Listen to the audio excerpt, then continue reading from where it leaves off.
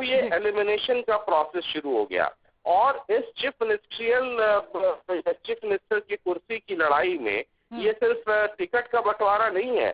आप इस रूप में भी देखिए कि जिनके जितने ज्यादा विधायक जीत कर आएंगे, मुख्यमंत्री का जो दावा है उसका उतना ज्यादा मजबूत होगा। और इस लिहाज से अगर आप इसको एनालाइज करने की कोशिश करें तो आज की तारीख में रामविलास शर्मा नंबर 1 पे जाते हुए दिख रहे हैं।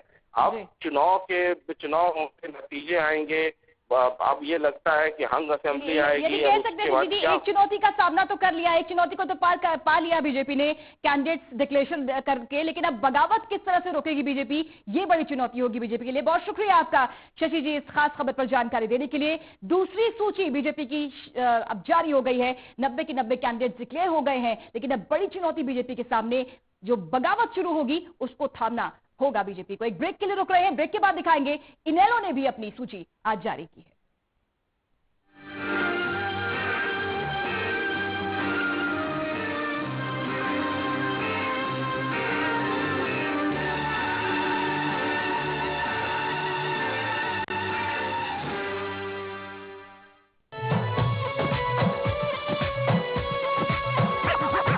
हाथ का पंजा लगा तिरंगा घर घर पे लहराना है, हरियाणा को नई बुलंदी पे हमको ले जाना है। सोनिया जी के संदेशों को घर घर तक पहुंचाना है। विधानसभा में कांग्रेस को भारी बहुमत दिलाना है। विधानसभा में कांग्रेस को तीसरी बार जिताना है। हरियाणा वासियों, 15 अक्टूबर के दिन सोनिया जी और राहुल जी के नाम पर, हुड्डा जी के काम पर बटन दबाएं हाथ पर। कांग्रेस को सफल बनाएं। खाने को टेस्टी बनाता है लक्ष्य शुद्ध देशी घी, खुशबू और स्वाद में हिट, सेहत को रखे फिट। लक्ष्य शुद्ध देशी घी, स्वाद और सेहत की बात शुद्धता के साथ। बिजली बिला का रगड़ा भाई, रोग पुराने दौर का, बिल मत देयो माफ करूंगा, मुद्दा था घने घोर का। छोटा मोटा झगड़ा नहीं था 1600 करोड़ का। यो तो साला है था भाई, फिर यो निमटा क्यों करे? ले सुन ले, हुड्डा जी ने माफ करे, बिल वादा था किसी और का। हुड्डा जी ने माफ करे, बिल वादा था किसी और का।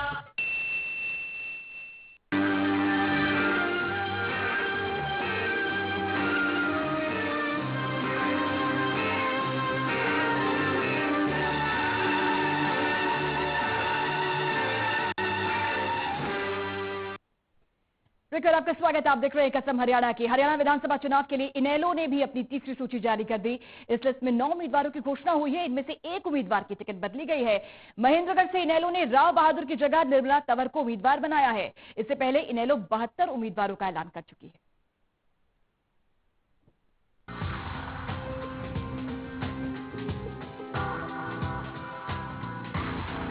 हरियाणा विधानसभा चुनाव के लिए इनेलो ने अपनी तीसरी लिस्ट जारी कर दी है। इस लिस्ट में 8 उम्मीदवारों के ऐलान के साथ एक सीट से उम्मीदवार बदलने की घोषणा भी की गई है। INLD अकेली ऐसी पार्टी है जिसने सबसे ज्यादा उम्मीदवारों को फाइनल किया है। 8 नए उम्मीदवारों की घोषणा के साथ अब इनेलो के घोषित उम्मीदवारों की संख्या 80 हो गई है। चंडीगढ़ में तीसरी लिस्ट जारी करते हुए अभय चौटाला ने कहा कि बाकी बची सीटों पर भी जल्द ही उम्मीदवारों के नामों का ऐलान कर दिया जाएगा। तीसरी लिस्ट में हिसार से भीम महाजन को उम्मीदवार बनाया गया है। गोहाना से केसी बांगड़ होंगे उम्मीदवार। कुंडरी से तेजवीर सिंह को टिकट दिया गया है। सोहना से किशोर यादव, महम से सतीश दास, हांसी से उमेद लोहान, रोहतक से राजकुमार शर्मा, बड़ौदा से डॉक्टर कपूर सिंह नरवाला इनेलो के उम्मीदवार होंगे। इसके अलावा इंडियन नेशनल लोकदल ने महेंद्रगढ़ से घोषित अपने उम्मीदवार राव बहादुर सिंह का टिकट बदल दिया है। इनेलो ने राव बहादुर सिंह की जगह अब महेंद्रगढ़ से निर्मला तंवर को टिकट देने का ऐलान किया है। माना जा रहा है कि इनेलो ने खास मकसद से अपनी इस रणनीति में बदलाव किया है। दरअसल महेंद्रगढ़ बीजेपी के प्रदेश अध्यक्ष रामविलास शर्मा का क्षेत्र है। रामविलास शर्मा महेंद्रगढ़ से चुनाव लड़ रहे हैं। ऐसे में माना जा रहा है कि चौटाला साहब ने अब यहां से कमजोर प्रत्याशी को चुनाव मैदान में उतारकर कांग्रेस को मजबूत करने का काम कर दिया है। बहरहाल इनेलो अपने बाकी बचे उम्मीदवारों के ऐलान के लिए माथापच्ची कर रही है और जल्द ही उसका भी ऐलान कर दिया जाएगा। चंडीगढ़ से टोटल न्यूज के लिए अनिल कुमार की रिपोर्ट। जी हाँ, तो इनेलो ने अपने 80 उम्मीदवारों के नाम का ऐलान कर दिया है। बाकी बची 10 सीटों में से 2 पर शिरोमणि अकाली दल अपने उम्मीदवार उतारेगी। इन 10 सीटों का हाल क्या है, क्यों अब तक यहां पर उम्मीदवार फाइनल नहीं हो पाए, आइए आपको बताते हैं।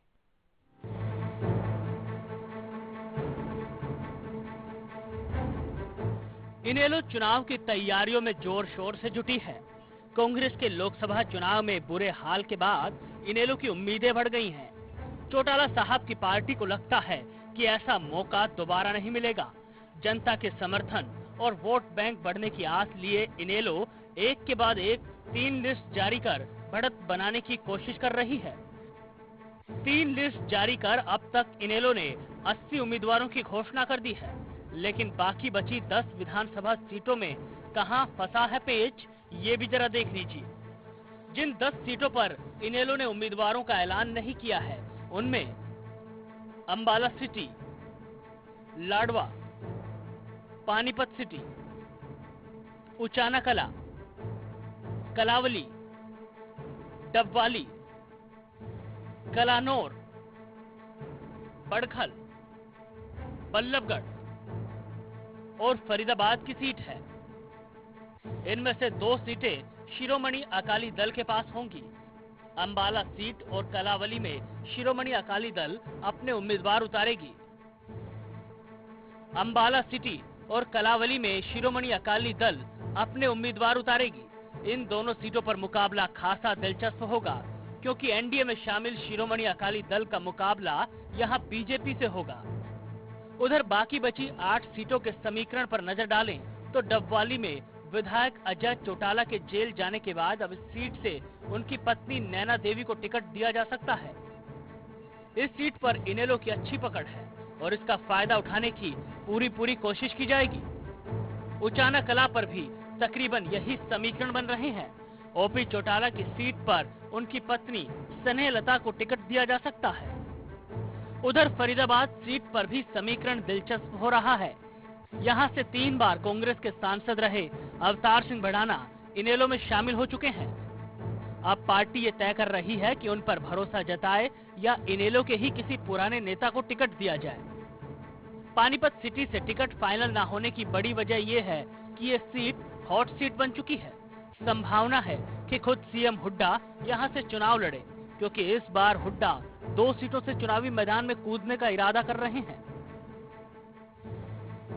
सीएम के सामने किसे उतारा जाए, ये तय करना इनेलो के लिए आसान नहीं होगा। इनेलो की रणनीति से साफ है कि वो कांग्रेस के वोट काटने पर ज्यादा तवज्जो दे रही है। लाडवा और बल्लभगढ़ में भी यही हाल है। दोनों सीटों पर कांग्रेस का दबदबा है, लेकिन बल्लभगढ़ से विधायक शारदा राठौर के विवाद के बाद यहां से कांग्रेस के उम्मीदवार घोषित होने का इंतजार शायद इनेलो कर रही है। चौथी लिस्ट जारी करने का इरादा है इनेलो का, क्योंकि इस बार चुनाव की चुनौतियां अब तक हो चुके चुनावों से ज्यादा कड़ी है। Election desk, total news. और अब बात कांग्रेस की। कांग्रेस में टिकट के ऐलान से पहले पार्टी की अंतर्कलह सामने आ गई है। बल्लभगढ़ से कांग्रेस विधायक और मुख्य संसदीय सचिव शारदा राठौर को कांग्रेस ने कारण बताओ नोटिस भेजा है। शारदा राठौर के खिलाफ पार्टी नेताओं पर गैर जरूरी टिप्पणी करने के लिए नोटिस भेजा गया है। शारदा से 24 घंटों के अंदर इस पर जवाब देने को कहा गया।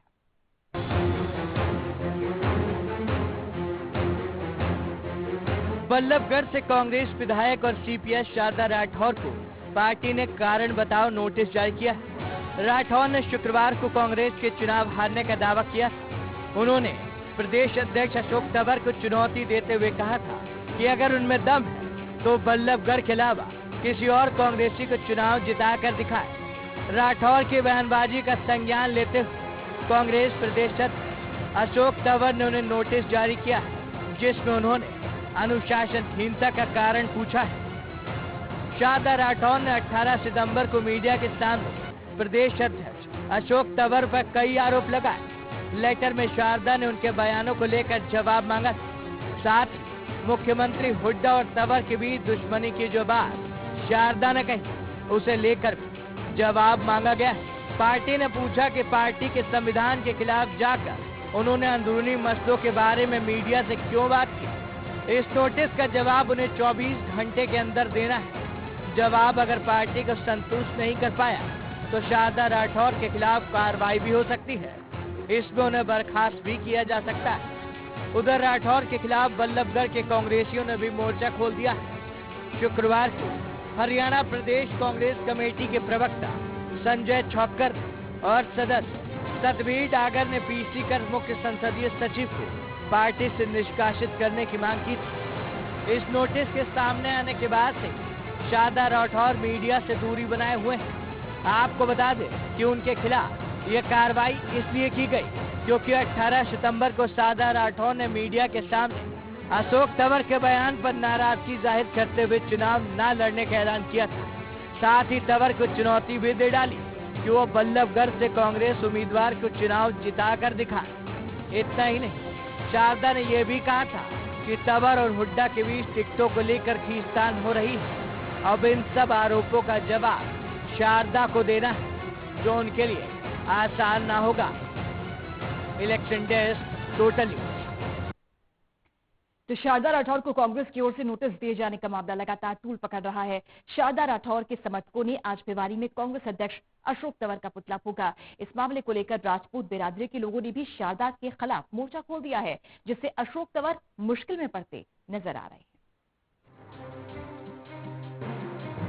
हरियाणा में विधानसभा चुनाव से पहले कांग्रेस के दो दिग्गजों के बीच छिड़ी जंग चुनाव के मैदान के लिए भी दिलचस्प होती जा रही है।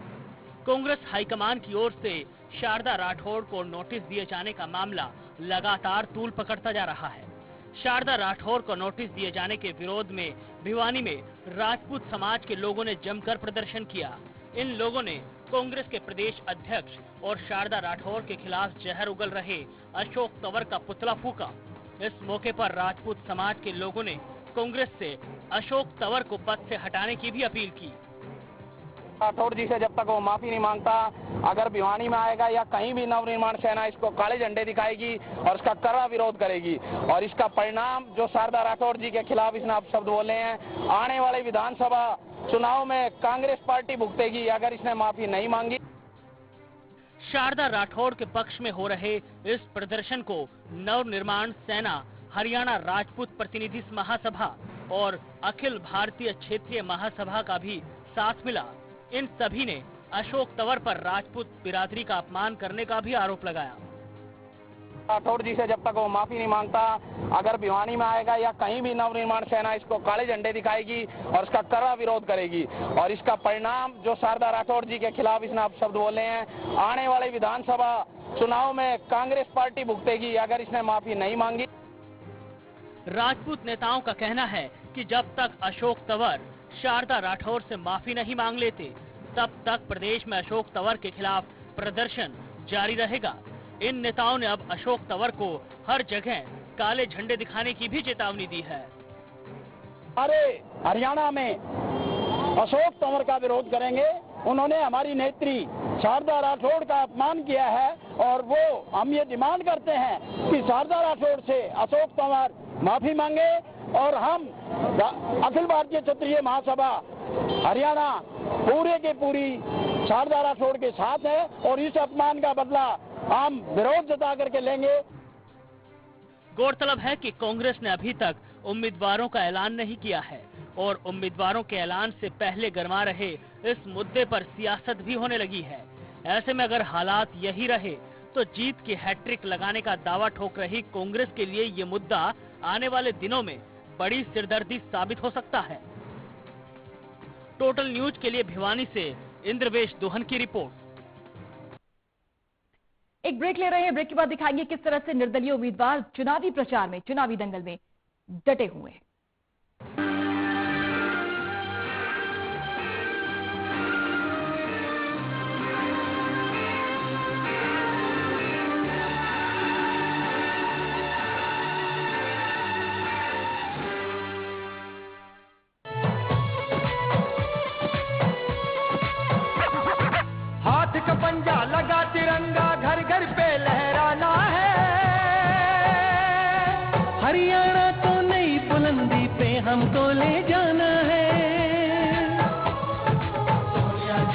संदेशों को घर घर तक पहुंचाना है।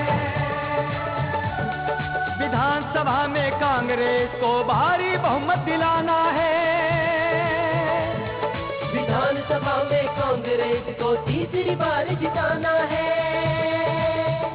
हरियाणा वासियों, 15 अक्टूबर के दिन सोनिया जी और राहुल जी के नाम पर, हुड्डा जी के काम पर बटन दबाएं हाथ पर। कांग्रेस को सफल बनाए। खाने को टेस्टी बनाता है लक्ष्य शुद्ध देशी घी। खुशबू और स्वाद में हिट, सेहत को रखे फिट। लक्ष्य शुद्ध देशी घी, स्वाद और सेहत की बात शुद्धता के साथ। बिजली बिला का रगड़ा भाई रोग पुराने दौर का, बिल मत देयो माफ करूंगा मुद्दा था घने घोर का। छोटा मोटा झगड़ा नहीं था 1600 करोड़ का। यो तो साला था भाई, फिर यो निमट्या क्यों करे? ले सुन ले, हुड्डा जी ने माफ करे बिल वादा था किसी और का। हुड्डा जी ने माफ करे बिल वादा था किसी और का।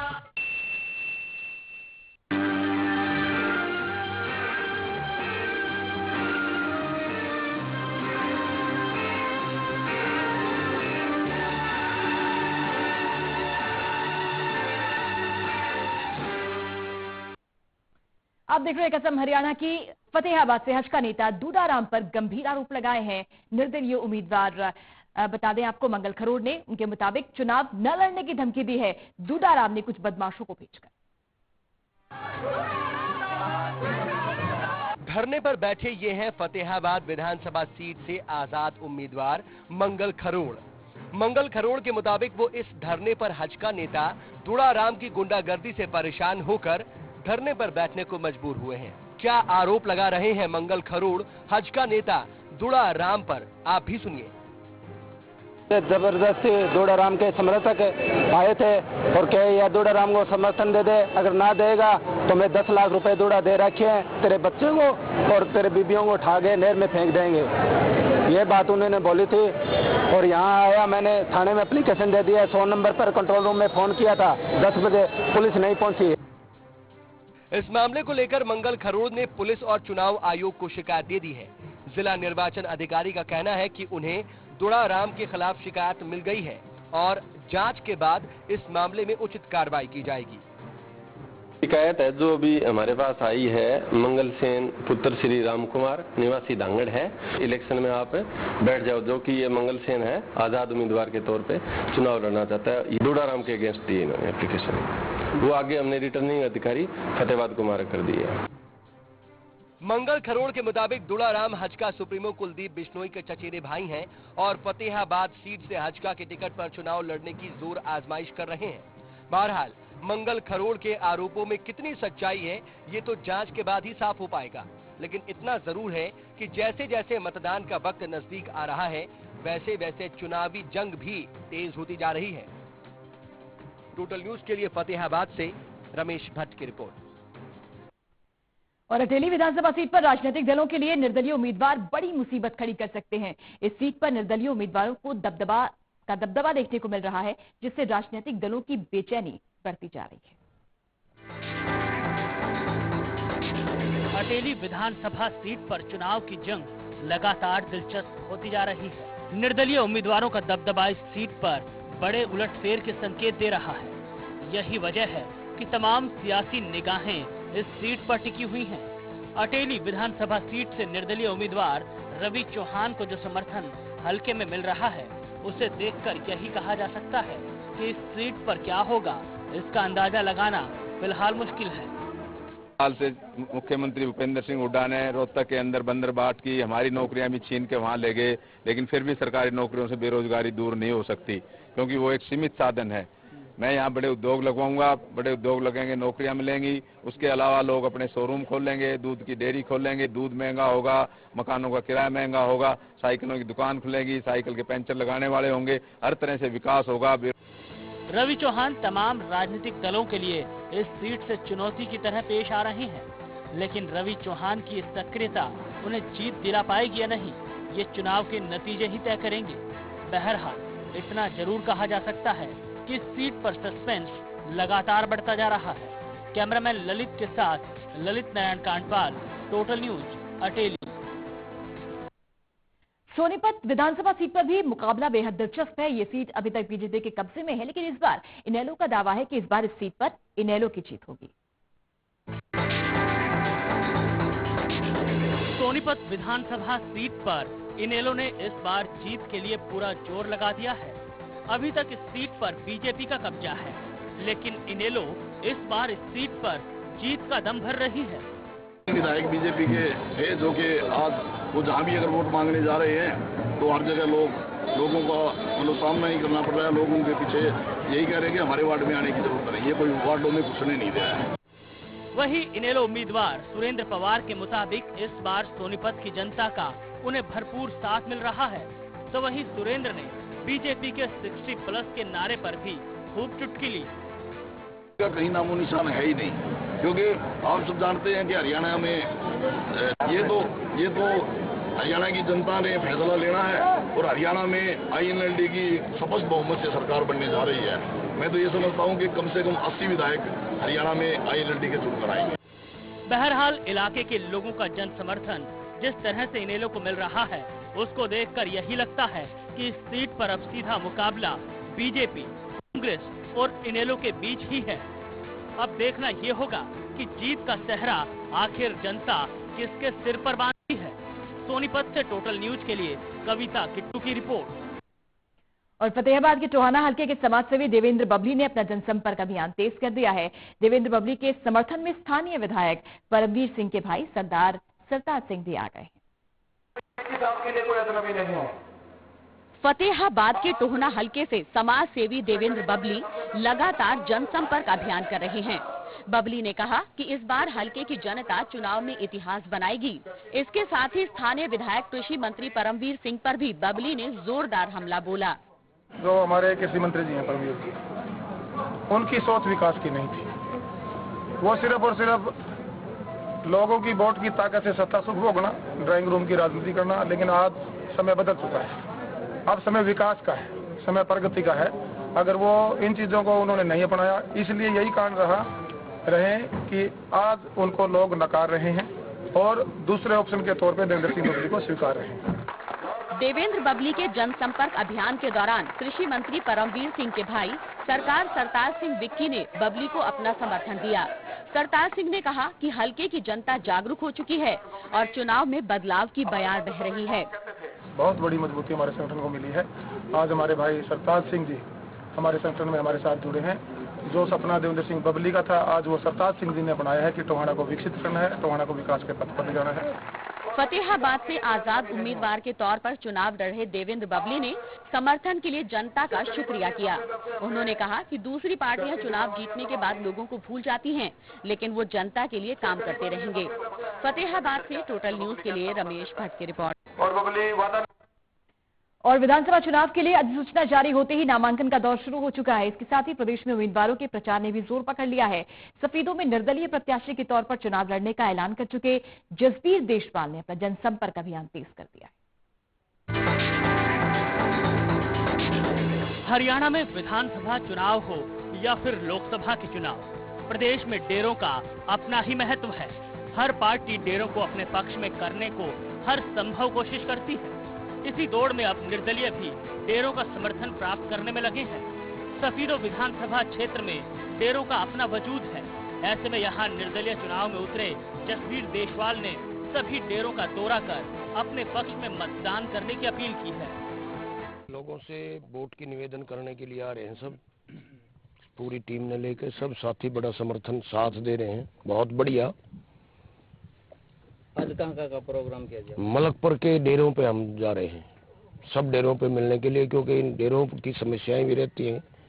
कहीं पानी की समस्या है, कोई रास्ते की समस्या है, उनको भी साथ साथ हम देखते हैं, उनको नोट करते हैं। आगे जब भी सरकार बनेगी इनकी समस्याओं का समाधान भी करवाएंगे। क्या समर्थन मिल रहा है आपने? बहुत बढ़िया समर्थन मिल रहा है।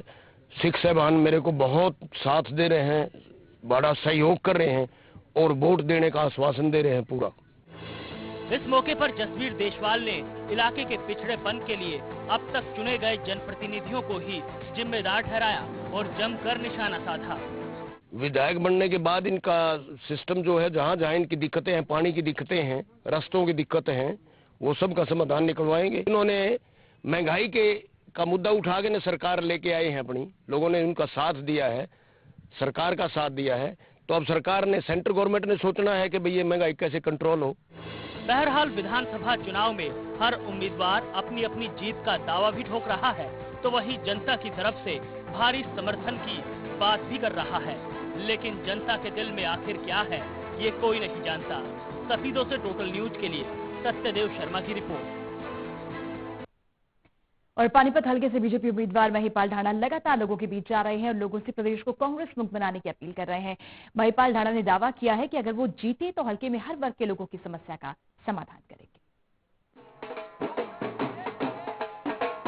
प्रीमियम मानी जा रही बीजेपी की टिकट पर चुनाव लड़ रहे पानीपत ग्रामीण के उम्मीदवार महिपाल ढांडा ने शनिवार को रिसालू, निम्बरी, कुटानी, भैंसवाल, चंदोली, गढ़ शरनाई और पलहेड़ी समेत करीब 1 दर्जन गांव में जनसंपर्क किया।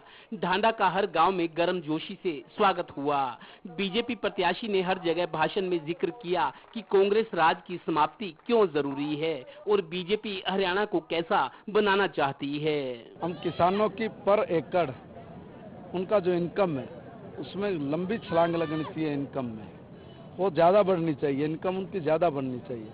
गौरतलब है कि महिपाल ढांडा के बीजेपी उम्मीदवार के रूप में सामने आने पर पानीपत ग्रामीण की राजनीति अपनी दिशा की ओर बढ़ रही है। निस्संदेह ये सीट सभी दलों के लिए अहम है, क्योंकि खुद हुड्डा भी पानीपत ग्रामीण से अपना नाम चलवा चुके हैं। हालांकि अब वो खामोश हैं। सड़कें बन सकती हैं, बिजली का पोल, तार, ये वो सब चीजें ऐसी हैं जो वहाँ की बेसिक नीड्स हैं, उनको भी लेकर आज तक सरकार ने कभी ध्यान नहीं दिया। पहली प्राथमिकता ये है कि उनको नरक में जीवन से बाहर निकाल के उनको सुख सुविधाओं से लैस किया जाए। 1,96,380 वोटों वाली पानीपत ग्रामीण सीट पर 2009 में परिसीमन के बाद हुए पहले चुनाव में निर्दलीय ओम प्रकाश जैन ने जीत हासिल करके सभी को चौंका दिया था। अब फिर मुकाबला दिलचस्प है। कांग्रेस, बीजेपी और इनेलो हैवी वेट माने जा सकते हैं, तो ऊंट की करवट का इंतजार तो करना ही होगा। तो पानीपत ब्यूरो। हरियाणा में चुनाव की तारीख जैसे जैसे पास आ रही है, वैसे ही प्रचार में तेजी आ रही है। अब उम्मीदवारों ने वरिष्ठ नेताओं के साथ प्रचार कर लोगों को प्रभावित करना शुरू कर दिया है। इनेलो उम्मीदवार सत्यवीर यादव के साथ पूर्व मंत्री जगदीश यादव भी प्रचार के लिए पहुंच रहे हैं। चुनाव में यूं तो कोई भी पार्टी एकजुट होकर चुनाव लड़ती ही है, लेकिन इस बार के विधानसभा चुनाव में जीत हासिल करने के लिए उम्मीदवार पार्टी के वरिष्ठ चेहरों का भी सहारा ले रहे हैं। अटेली विधानसभा सीट से इनेलो उम्मीदवार सत्यवीर यादव के लिए इनेलो के वरिष्ठ नेता और पूर्व मंत्री जगदीश यादव ने प्रचार किया और लोगों को ये समझाने की कोशिश की कि पार्टी ने सत्यवीर यादव को आखिर टिकट क्यों दिया है। वीर जी इसी इलाके के रहने वाले हैं और मैं एक बार स्पष्ट तौर पर कहता हूँ, योग्य उम्मीदवार को वोट देना चाहिए। सत्यवीर जी से योग्य उम्मीदवार एक भी नहीं है। ये पढ़े लिखे इस हिसाब से कि इन्होंने इंजीनियरिंग की है, IIM अहमदाबाद से MBA किया है, जो देश का सबसे प्रतिष्ठित संस्थान है।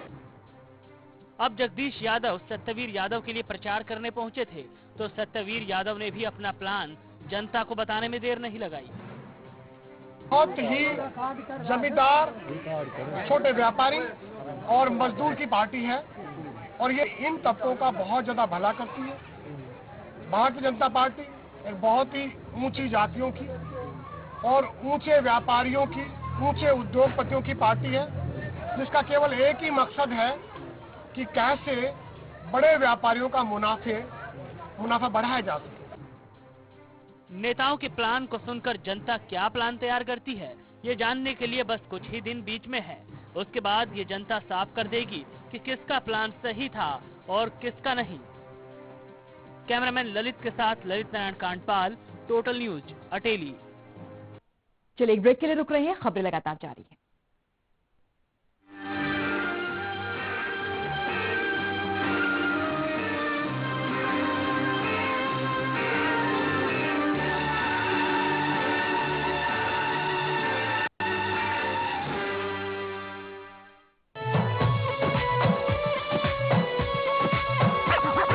हाथ का पंजा लगा तिरंगा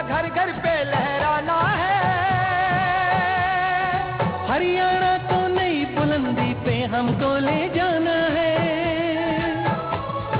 सोनिया जी के संदेशों को घर घर तक पहुंचाना है।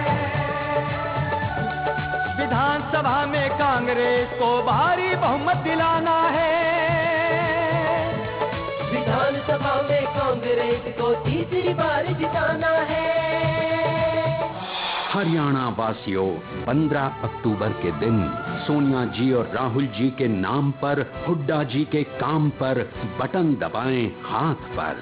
कांग्रेस को सफल बनाए।